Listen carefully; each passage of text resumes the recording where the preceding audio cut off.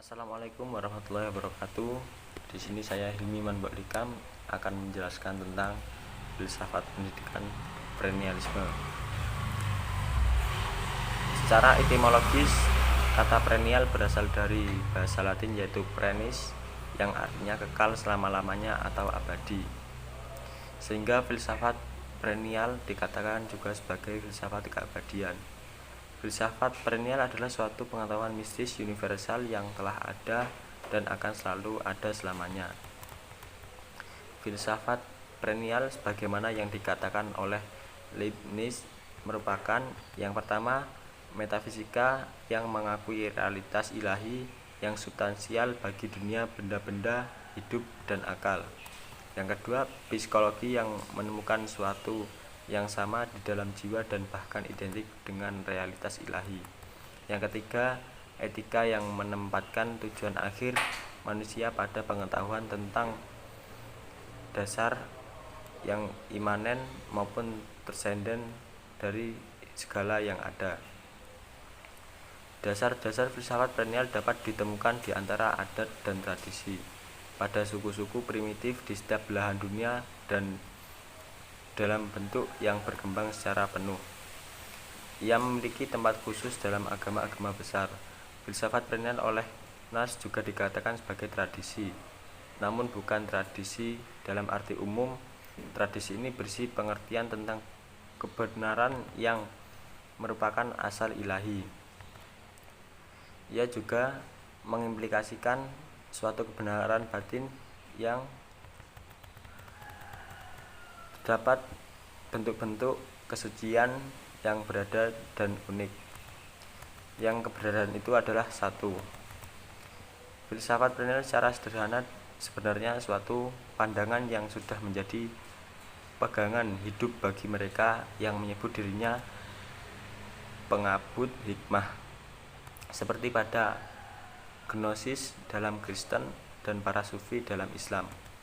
Cikal bakal filsafat perennial sudah ada dalam ajaran para nabi terdahulu, yang ajarannya meliputi dua aspek, yaitu gnostik atau makrifat atau irfan dan filsafat atau teosofi. Assalamualaikum warahmatullahi wabarakatuh. Saya di sini akan melanjutkan materi yang kedua, yaitu tokoh-tokoh filsafat perennialisme. Yang pertama yaitu Plato. Plato lahir di Athena pada tahun 427 sebelum Masehi dan meninggal pada tahun 347 sebelum Masehi, yaitu pada umur 80 tahun. Ia berasal dari keluarga aristokrasi yang turun-temurun memegang politik penting dalam Athena. Plato memiliki kedudukan yang istimewa sebagai seorang filosof.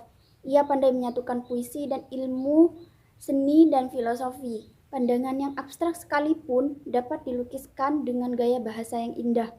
Menurut Plato, pendidikan adalah membina atau memimpin yang sadar akan asas normatif dan melaksanakannya dalam aspek kehidupan. Pendidikan yang ideal harus didasarkan faham, nafsu, kemauan, dan akal. Yang kedua yaitu Aristoteles. Aristoteles lahir di kota Strageria, Kalkidin pada tahun 384 sebelum Masehi dan meninggal di Kalkis pada tahun 322 sebelum Masehi. Aristoteles merupakan murid dari Plato. Menurut Aristoteles, pendidikan adalah bentuk kebiasaan pada tingkat pendidikan usia muda dalam menanamkan kesadaran menurut aturan moral. Pendidikan perkembangan budi merupakan titik pusat perhatian dengan filsafat sebagai alat untuk pencapaiannya. Yang ketiga yaitu Thomas Aquinas. Menurut Thomas, tujuan pendidikan sebagai usaha untuk merealisasikan kapasitas dalam tiap individu manusia sehingga menjadi aktualitas. Tugas seorang pendidik adalah mempersiapkan peserta didik ke arah kematangan intelektualnya. Dengan intelektualnya, peserta didik dapat hidup bahagia demi kebahagiaan hidupnya sendiri. Jadi dengan pengembangan akal, maka pikirannya dapat dipertinggi kemampuannya. Selanjutnya yaitu Robert Maynard Hutton.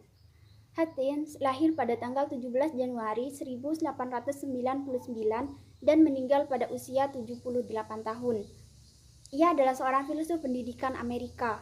Ia adalah presiden pada tahun 1929 sampai 1945 dan konselir pada tahun 1945 sampai 1951 dari Universitas Chicago.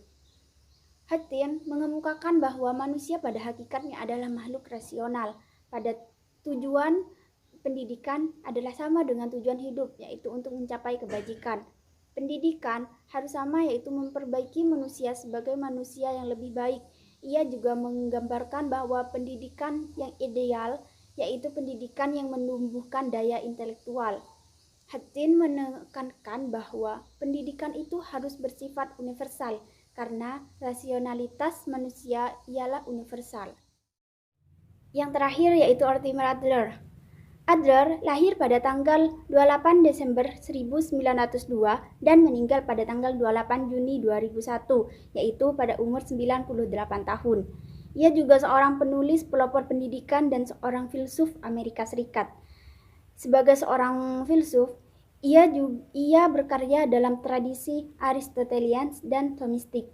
Ia tinggal untuk waktu yang lama di kota New York, Chicago, San Francisco, dan San Mateo, California. Adler adalah seorang filsuf yang menafsirkan manusia adalah makhluk rasionalitas yang memiliki kemampuan intelektual yang mana melalui tindakan-tindakan seperti berpikir, menulis, membaca, dan lain-lain. Pandangan beliau mengenai peserta didik, yaitu peserta didik akan aktif jika seorang guru mengajarkan dan menerapkan perilakunya yang baik. Assalamualaikum warahmatullahi wabarakatuh. Saya Dwi Nazila Ulfa ingin melanjutkan materi yang telah disampaikan oleh teman saya, yaitu terdapat 3 konsep dasar filsafat pendidikan aliran perennialisme. 1. Hakikat pendidikan. Pendidikan kaum perennialisme memandang education as culture regression. Pendidikan sebagai jalan kembali atau proses mengembalikan keadaan manusia sekarang seperti dalam masa lampau yang dianggap sebagai kebudayaan ideal.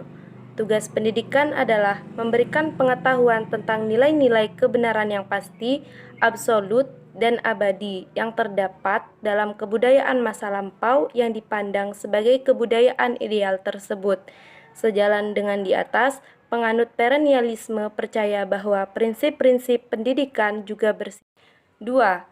Hakikat guru. Guru mempunyai peran yang dominan dalam penyelenggaraan kegiatan belajar mengajar di kelas.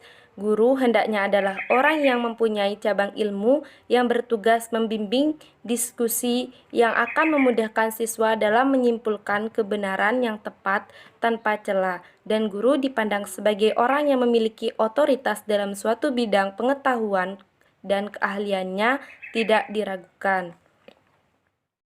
3. Hakikat murid. Murid dalam aliran perennialisme merupakan makhluk yang dibimbing oleh prinsip-prinsip pertama, kebenaran-kebenaran abadi, pikiran mengangkat dunia biologis. Hakikat pendidikan, upaya proses transformasi pengetahuan dan nilai pada subjek pendidik. Adapun kurikulum pendidikan dalam aliran filsafat perennialisme. Dalam aliran perennialisme, kurikulum pendidikan yang harus dipelajari atau yang terfokus dalam kurikulum adalah tentang subjek atau mata pelajaran yang sulit dipahami oleh murid dan mempunyai inteligensi yang tinggi untuk dapat mengembangkan kemampuan para murid. Jadi, siswa ditekankan pertumbuhan intelektualnya untuk menjadi pelajar secara kultural dengan mempelajari sains dan seni. Dan pengaruh aliran perennialisme dalam dunia pendidikan, kaum perennialis berpandangan bahwa dalam dunia pendidikan yang tidak menentu dan penuh kekacauan serta membahayakan, seperti kita rasakan dewasa ini, tidak ada suatu pun yang lebih bermanfaat daripada kepastian tujuan pendidikan serta kestabilan peserta didik. Juga terdapat tujuan pendidikan perennialisme bertujuan nilai-nilai kebenaran filsafat universal dan abadi. Inilah yang menjadi tujuan pendidikan yang sejati. Oleh karena itu, tujuan pendidikan adalah membantu peserta didik menyiapkan dan menginternalisasikan nilai-nilai kebenaran yang abadi agar mencapai kebijakan dan kebaikan hidup. Dalam filsafat pendidikan, aliran perennialisme juga memiliki kelebihan dan kelemahan. 1. Kelebihan. Perennialisme mengangkat kembali nilai-nilai atau prinsip umum yang menjadi pandangan hidup yang kokoh pada zaman kuno dan abad pertengahan. Dalam pandangan perennialisme, pendidikan lebih banyak mengarahkan perhatiannya pada kebudayaan ideal dan telah teruji dan tangguh. 2. Kurikulum menekankan pada perkembangan intelektual siswa pada seni dan sains. Untuk menjadi terpelajar menjadi kultur, para siswa harus berhadapan pada bidang-bidang seni dan sains yang merupakan karya terbaik dan paling signifikan yang diciptakan oleh manusia. Kelemahan filsafat pendidikan aliran perennialisme yaitu 1. Pengetahuan dianggap lebih penting dan kurang memperhatikan kegiatan sehari-hari. Pendidikan yang menganut paham ini menekankan pada kebenaran absolut, kebenaran universal yang tidak berkaitan pada tempat dan waktu. Aliran ini lebih berorientasi kepada masa lalu. 2. Perennialisme kurang menerima adanya perubahan karena menurut mereka perubahan banyak menimbulkan kekacauan, ketidakpastian, dan ketidakteraturan, terutama dalam kehidupan moral. Sekian dari kelompok kami, kurang lebihnya mohon maaf. Wabillahi taufiq wal hidayah. Wassalamualaikum warahmatullahi wabarakatuh.